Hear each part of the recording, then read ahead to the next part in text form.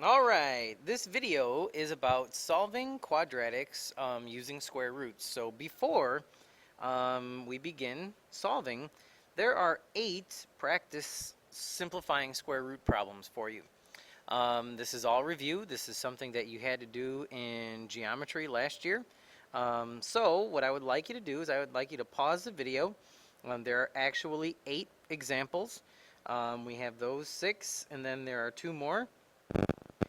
I would like you to pause the video and try all 8. Again, this is review, and then I will step through a couple of these step by step so you can see what you need to do. There are different methods for doing so. You do not have to do it my method. Do it any way that you learned last year or the year before that, okay? So let's check in with the first 3. Number 1, you can factor it any way you want. A lot of people use the factor tree. So once you factor, when you get 2 numbers that are the same, you circle them. Okay, and then you take one of those numbers out. So you circle a pair of 10s, the 10 comes outside. You box your leftovers that don't have a partner. So you box the 5, he goes in the box. In this case, this problem's done. Now number 2 and 3 are very similar problems. When you multiply, you can multiply the outside with the outside and the inside with the inside. So this is 3 times 1 is 3, and 12 times 6 is 72. And then you can break it down this way. And, you know, just don't forget your 3 was already out front. So after you circle your 6 comes out, your 2's box, so it goes in the box. And then the 3 is already outside. You must put him back there, so you have 18 root 2. Number 2, I just did a little shortcut.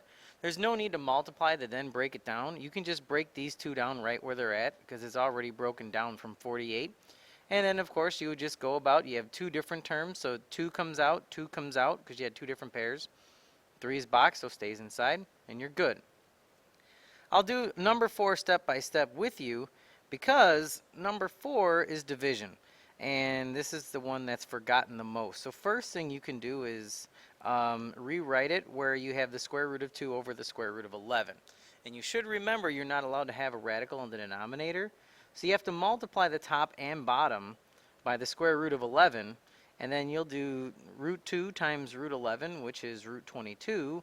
And you have root 11 times root 11, which is 11, because the square root of 121 is 11. And then you are done.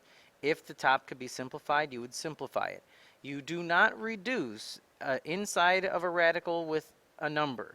So you cannot call this the square root of 2 because 22 divided by 11 is 2. Now, if you had the square root of 22 over the square root of 11, that would be fine because it's square root with square root. Okay? So I will let you try number 5 and 6. Go. All right, let's check and see if you got them right. Number 5. The first thing you had to do is multiply the top and bottom by the square root of 3. So you get the square root of 75 over 3. Then the 75 could be split to 5 root 2. And then you have 5 root 2 over 3. Nothing can be reduced, so you're done. Number 16, you could have just gone straight here, but to save you some time in the end, the square root of 18 is easy to simplify. So you can simplify the square root of 18 to 3 root 2 first over root 13. Then multiply the top by the square root of 13 and you have your 13 in the bottom. 26 cannot be simplified. 3 divided by 13 cannot be reduced, so you are done. Now I'm going to show you number 7 and 8 really quick. So what we want to do for number 7 is, it starts out the exact same way. So you're just going to multiply or rewrite it to the square root of 5 over the square root of 12. And this is going to become the square root of 60 over 12. But now you have to simplify the square root of 60. So once you simplify the square root of 60 using any way that you want to, so we'll do the 2 and 30, and then we'll do 2 and 15. And you have a pair of 2's. 15 cannot be simplified, so this is going to give you 2 root 15 on the top and 12 on the bottom. And this is an example that I wanted to do because 2 over 12 can be reduced. 15 and 12 can be, but 15's inside, 12 is not. But the 2 and 12 can be. So this is going to end up giving you the square root of 15 over 6. When it can be reduced, outside with outside or inside with inside, you do so. Okay, so you get to try number 8. And of course, I saved you the one that's most fun.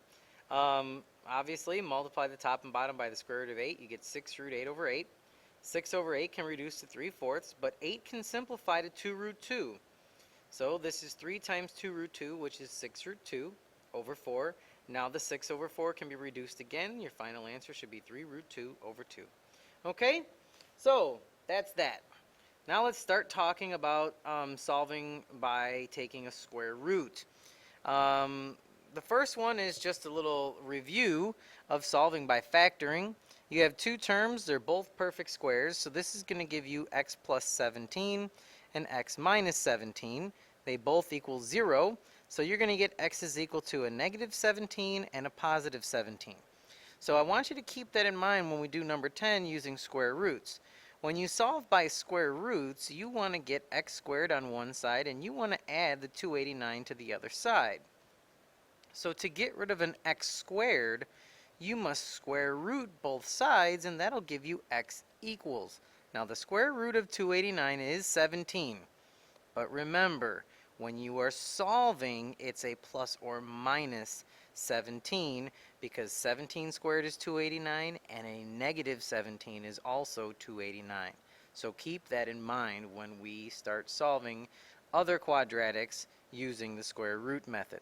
So here's some examples to work on. I'll do a couple with you, and then I'm going to let you try a couple. So number 11 we will do together. First thing you need to do is add 6 to both sides. It's just like solving for x, and then it's just a step more. So we add 6 to both sides and we get 48. Divide both sides by 4 and we get x squared is equal to 12. And now you're not done. You must square root both sides. So we get x is equal to plus or minus, and then you just have to simplify the square root of 12. We do not write decimals. So simplify the square root of 12 and you get 2 root 3, and now you are done. So you get to try number 12. If you did it correctly, you have plus or minus 2 root 15 over 5. So again, not only do you have to know how to solve using the square root method, you must be able to simplify your radicals, because decimals are not allowed unless otherwise stated. So all you had to do is subtract the 3 from both sides, divide by a negative 5, and you get 12 fifths. The square root of 12 fifths gets split to the square root of 12 over the square root of 5. Bring the 5 up to the top, so square root of 60 over 5. 60 can be simplified to 2 root 15, so your final answer is plus or minus 2 root 15 over 5. Now number 13 and 14 are a little bit different, but it's still the same type of problem. What you want to do first is, well, you have to get this group that's squared all by itself. So the first thing you're going to do is divide both sides by 3, and you are left with the quantity of x minus 2 squared is equal to 7. So how do you go from here? Well, you're solving by square roots, so the last thing you want to do is FOIL this out and then try to factor and work, because that's just doing way more work than is necessary. So what you do from here is you square root this entire side and this side, and the square root of x minus 2 squared, these just kind of cancel each other out, so you're left with x minus 2 is equal to the square root of 7 is plus or minus root 7. You still need the plus or minus, but 7 cannot be simplified, so you're good to go. Add 2 to both sides, and you write your final answer just like this. X is equal to 2 plus or minus the square root of 7. The plus or minus goes after the 2, because you need to do 2 plus the square root of 7 and 2 minus the square root of 7. So number 14 is a very similar problem. You go ahead and try number 14. And there you go.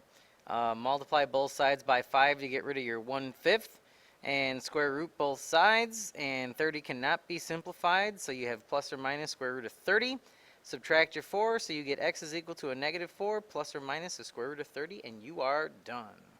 Okay, so of course, what would a unit be without some good old-fashioned word problems to apply these skills to?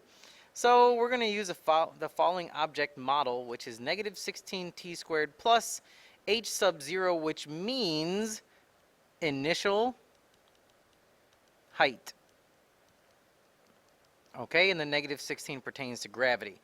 So number 15, what we're going to do here is first you're obviously going to read it and find out what the initial height is. And then, so the coyote is standing on a cliff that's 254 feet above a roadrunner. So hopefully you guys have seen, Wile E. Coyote and Roadrunner cartoons. If not, you need to watch them. They're great. So we have a starting height or initial height of 254. You don't get to change the negative 16 t squared because that's your gravity. And then you have to read, if the coyote drops the boulder from a cliff, how much time does the roadrunner have to move out of its way? That means when it hits the ground, which means he has a height of 0. And then from here, all you have to do is solve. So go for it. Find out what the time is. So, if you have plus or minus root 254 over 4, I ask you this. When's the last time you went up to somebody and said, hey, you know what, I'll be there in approximately square root of 254 over 4 seconds? You don't. This is a word problem, so let's answer it in a way that everybody can understand. So, you show all your work and you get to the square root, or you get to 127 over 8, and that's equal to t squared. So you have to square root both sides. Guess what? You have a calculator. Just type in the calculator the square root of 127 divided by 8 and press enter, and you get 3.984 seconds. And you don't even need the negative because we don't know how to make time go backwards yet. If we did, there wouldn't be so many silly mistakes sometimes. So there you go. So your final answer is 3.984 seconds. So you get to try number 16 from start to finish all on your own. Go for it. And you get 4.610 seconds. And that concludes our lesson. You have yourself a great day. This is Longo, and I am out. See you, bye.